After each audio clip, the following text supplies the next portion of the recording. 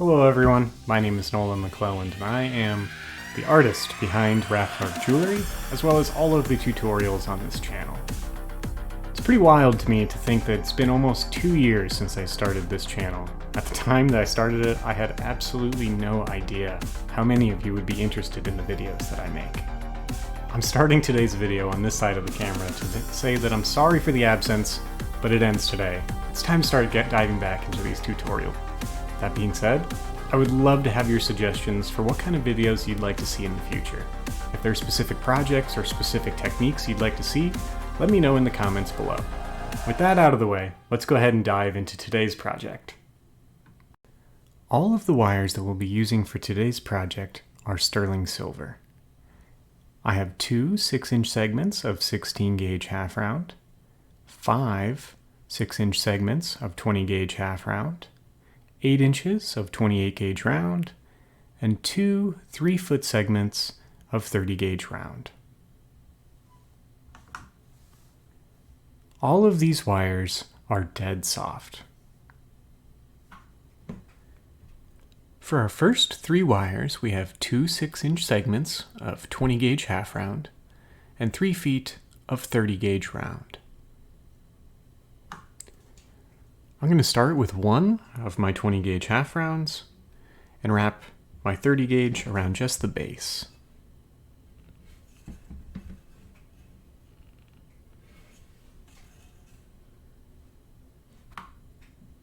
Once I have those 2 coils around it just to secure my ending, we can add our second half round into this coil.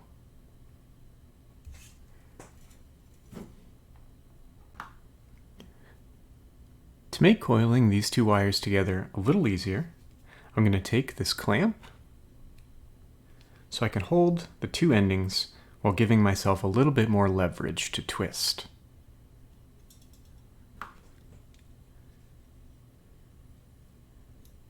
Next, we're just going to coil the entire length of our 30 gauge around both of our half round wires.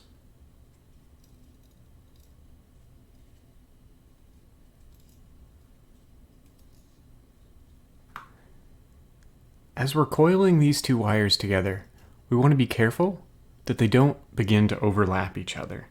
One of the ways that I've found that's easiest to keep them properly separated is that every time we reach the flat side, I pinch extra hard with my thumb and forefinger before rotating to the other side.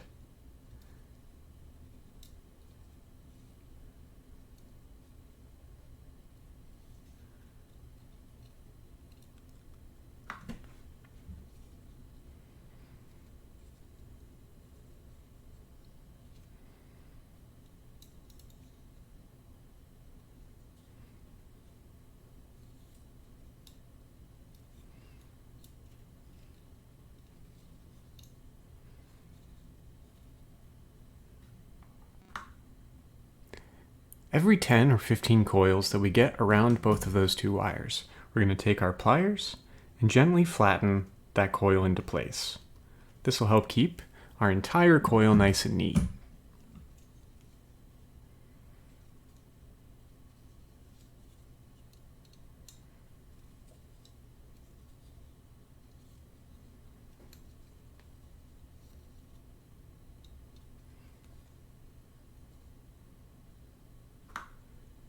I'm going to continue the same process until I've coiled the entire length of our 30 gauge around our 2 half round wires.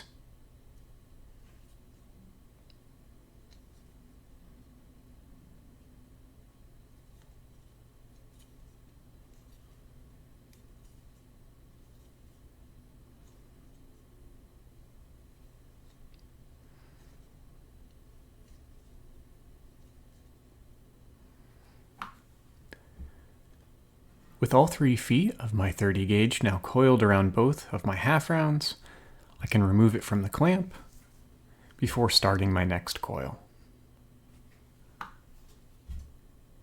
While we have the muscle memory fresh in our brain from our first coil, we're going to repeat the exact same process. Now this coil will be different once we finish it, but it's going to start exactly the same, with 2 6-inch segments of 20 gauge half round and 3 feet of 30 gauge round.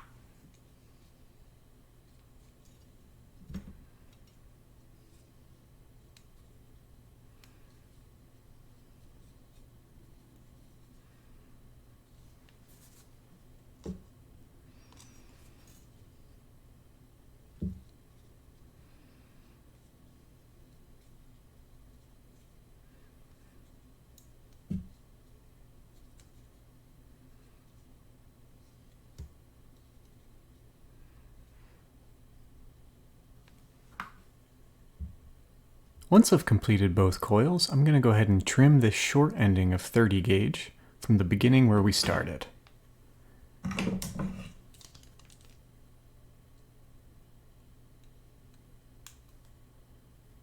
On my first one, I've trimmed the ending on the flat side of the half rounds.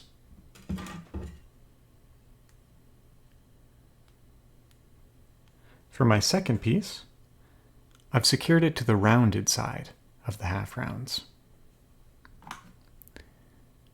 By starting each of these coils with the wire wrapped around just one of our 2 core wires, we secure that ending in between the two so that when we connect this onto the next wire, they'll be nice and secure.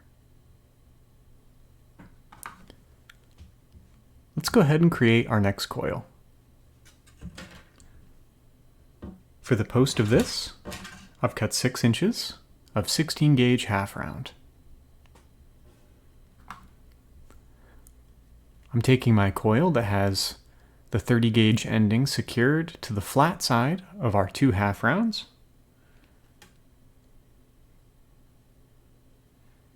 And we're going to begin by securing both half rounds to the 16 gauge. The ending of our 30 gauge is now tucked in towards the center of this coil.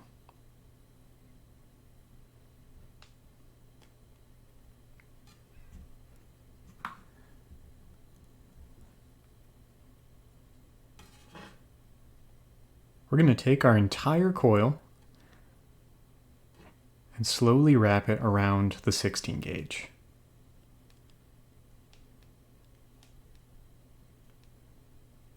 As we spiral down, I want to make sure that the flat side of our half round coil is always facing in towards the center post wire.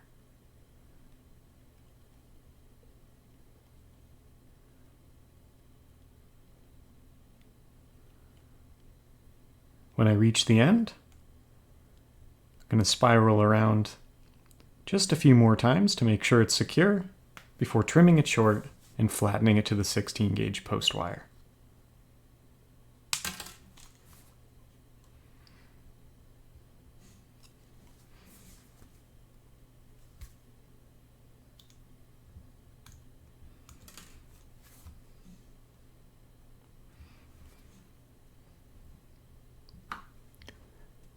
We're going to go ahead and finish this coil with 8 inches of 28 gauge round. We're going to start by placing our 28 gauge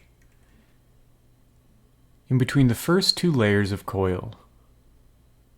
I'm going to bring the shorter end down towards my left, where I can secure it to the post of our coil. From here, I'll pinch securely with my forefinger and thumb on my right hand,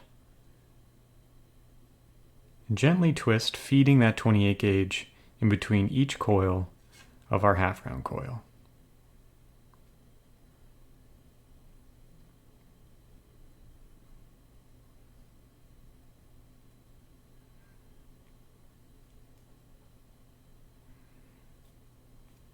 When I reach the end, I can go ahead and trim that ending short and flatten it into place.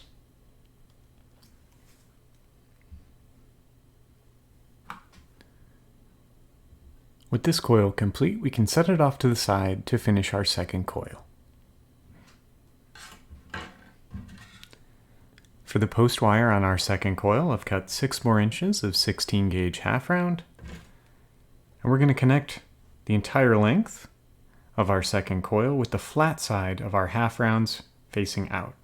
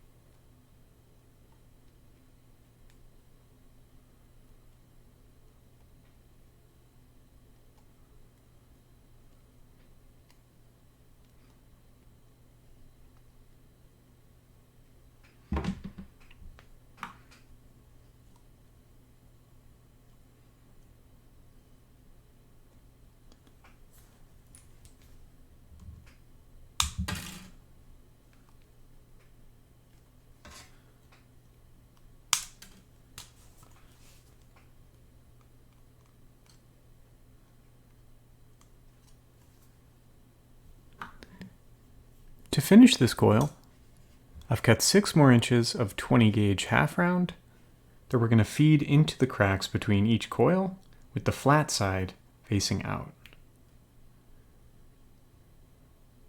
We're going to start it the same way we started with the 28 gauge round, wrapping our shorter end around, and then feeding through with my thumb and forefinger.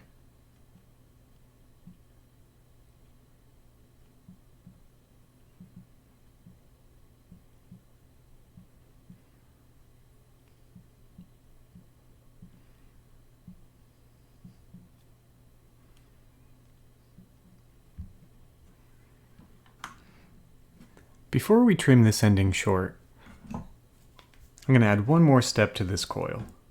Taking my nylon tipped pliers, I'm going to gently feed the whole coil through my pliers, applying slight pressure, flattening it all together.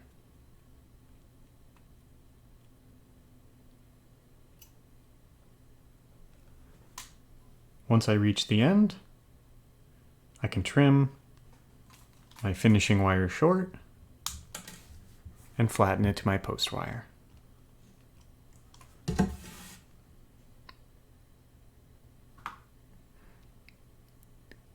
The differences between my two coils are fairly subtle. My first coil is slightly more flexible and rounded. My second coil is slightly more rigid and has a much more squared appearance. Depending on the composition you're adding them to, either variety may be more beneficial. By using half-round wires instead of just round for these coils, we're able to create a dynamic texture that when flipped on its side, doesn't take up as much vertical space. This allows it to be quite flexible and easy to apply to your compositions. Here's an example of one of these half-round double coils from a composition we worked on together on Patreon. This piece that you see is part of a bracelet. This bracelet was one of the projects that we worked on together on Patreon. If you'd like to see the whole process from start to finish, go ahead and hit the link below for my Patreon.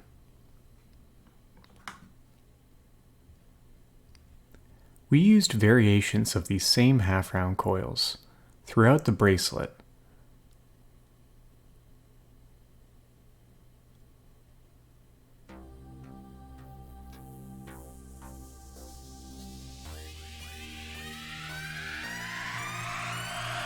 A special thank you goes out to all of the names on the screen for supporting this channel through Patreon. What I am doing would not be possible without your support. If you're interested in helping support the channel, follow the link in the description below this video. If you found this video helpful, leave me a like on the video. This helps me a lot with the visibility of my videos and YouTube's algorithms. To be the first to know when I upload new content, go ahead and subscribe to my channel and hit the bell to be notified when new videos are available. Thank you for watching, and happy wrapping. I'm starting today's video on this side of the camera to say, I forget what I was going to say.